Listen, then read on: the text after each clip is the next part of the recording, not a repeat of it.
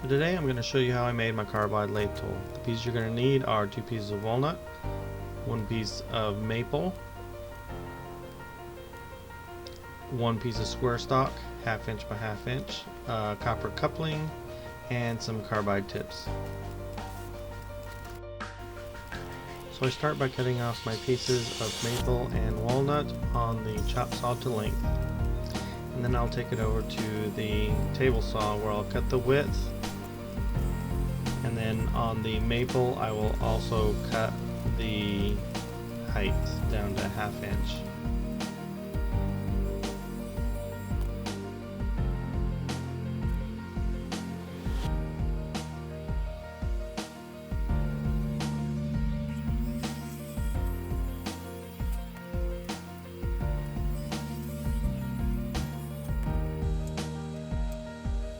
With those pieces cut, that makes the blank, and it should be about 2 inches by 2 inches in a square. So now I'm going to lay down some paper so that I can start gluing up. Now I had multiple pieces, so I started numbering some of my pieces and setting 1 piece of walnut aside, and I will only be gluing up the 1 piece of maple with 1 piece of walnut.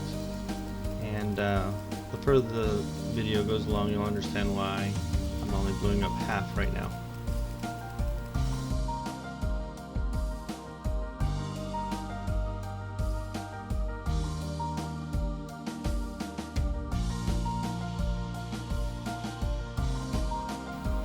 So once I have these glued up and clamped down, I just set them off to the side so that they can dry while I work on the 1/2 inch by 1/2 inch square stock. What I'm going to do is take the carbide shape that I'm going to be using, and I mark out the hole.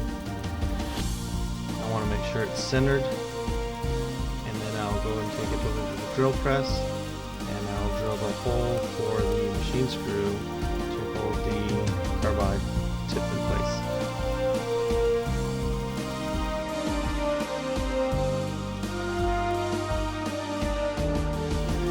Once I have the hole drilled, I'm going to take the same carbide tip and mark some spots where I'm going to be cutting a recess into the square stock so that the tip can set down into that square stock.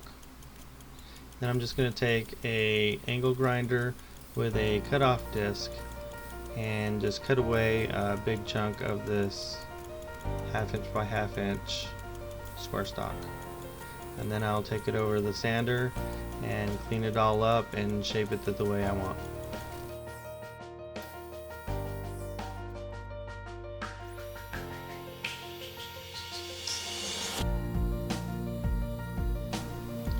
So here you'll see me rounding off the back end of the recess. I end up doing a straight 45 off of that so that the carbides sit in there a little bit better. Now I'm going to change the angle of my table, and I'm going to angle the front end of the bar so that when I put the carbide tip onto this bar and actually use it, there won't be any obstructions under the bar. It kind of tapers back. Now I'm going to use some cutting oil and a tap in my hand drill, and I'm going to tap the hole for the machine screw, and then I go and drill a countersink for the machine screw to set into, to where it'll tighten down on the carbide tip fully.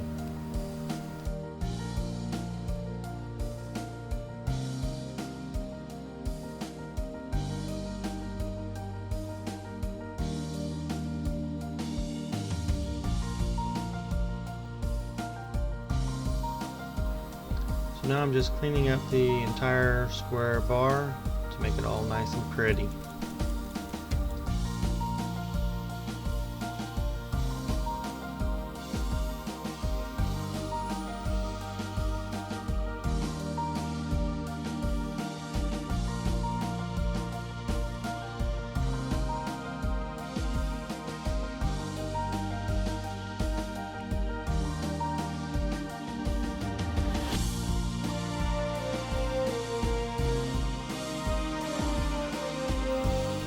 So for the round carbide tip, It's basically the same process. There's some slight differences, like the taper in the front of the bar. I round over the front and then taper around that entire round shape. And as well as the other difference is the taper in the back side where the carbide sits is kind of rounded to fit the shape of the round carbide. The rest of the process is all the same. I drill a hole, I clean everything up, I cut out a recess. Everything else is all the same. So in order to round off the back end where the carbide will sit, I use my Dremel, but for some reason I lost footage of actually doing this, so I cannot show that. If anybody's interested, I can make another video. I'm doing a bunch of these, and I'll do a separate video on how to shape the bars if people want to know how. So here I mark the bar, just how far I want it to set inside the handle. That way I can mark the handle portion and I know where to stop on the router. So I start off routing a 1/4 inch, and then I'll raise my router up to the full 1/2 inch, and I'll cut the rest of the recess for the square bar to fit into.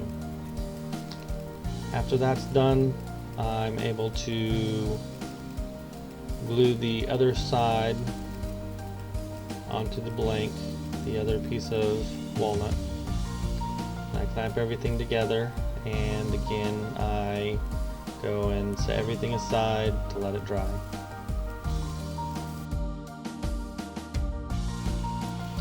After everything's dry, I clean up the sides and clean up the ends so everything's square.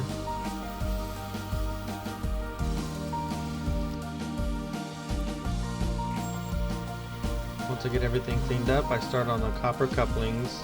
I cut it on the bandsaw right on the line. For some reason I lost footage on that too, but there's the picture after it's been cut, and then I just clean it up, the cut portion, on a disc sander, just so it's not so rough. And now I get to chuck up the blank and the fun begins.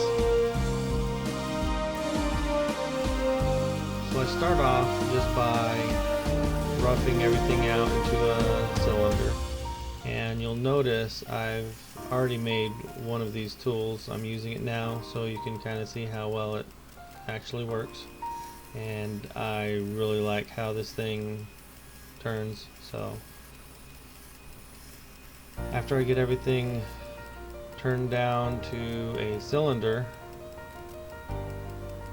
I am going to go ahead and mark out for the copper coupling to go on the top side of the handle. And I just use the calipers to kind of get a general idea of how deep to go, and as soon as I get to that depth, I use the actual coupling to get the final size.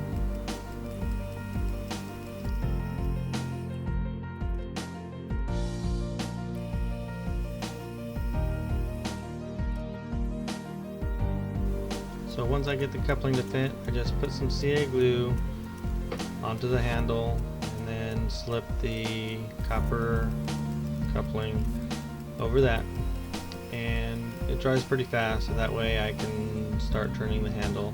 Now when I was making my first handle, I cut out a template and used the template as a basic shape, but now that I've got my first handle cut out, I'm going to go ahead and use that to get some key points, some high and low spots, and where the handle and extension end, and then I'm going to rough out the basic shape of the handle.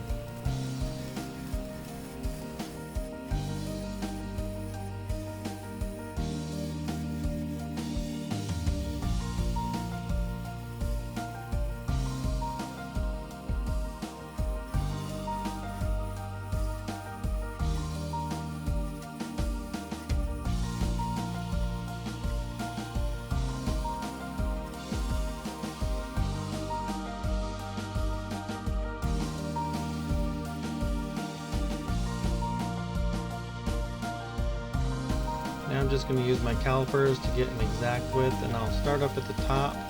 I'll get the large portion coming right off the coupling and work my way back all the way to the back extension handle, getting exact widths from the calipers to try and get an exact match to the handle that's already made. When I did my first handle, I went strictly off of the template that I cut out on the bandsaw. Instead of using calipers and the handle that's already made to get the shape, I went straight off the template.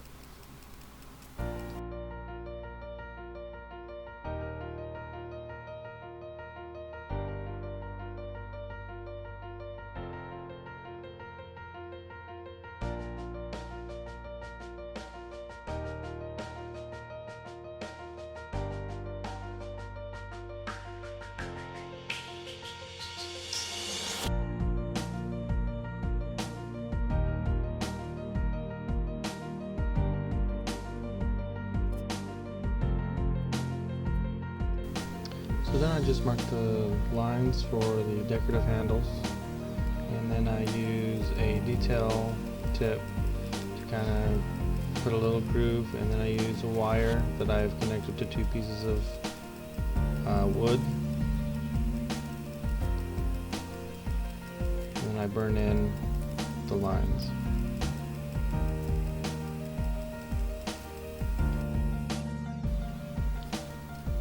Now I'm going to do sanding, and I go through various strips of sanding paper. I think I started off at 120 grit and went all the way up to 600 grit.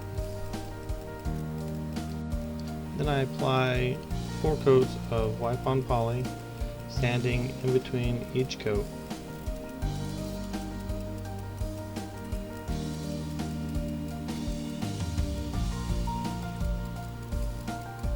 And then I use 2 coats of shellac and sanding in between each coat of that as well.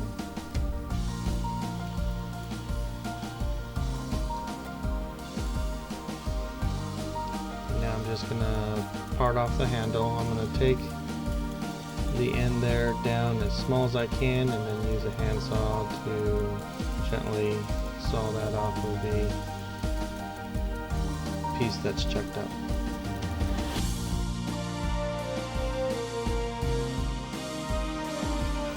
Now the only thing left to do is to insert the square stock into the handle. I use 2-part epoxy, and I'll just pour it into the square slot.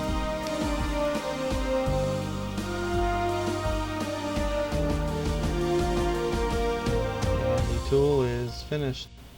Hope you guys enjoyed this video. If you did, please like, subscribe, and comment. And until next time, stay safe.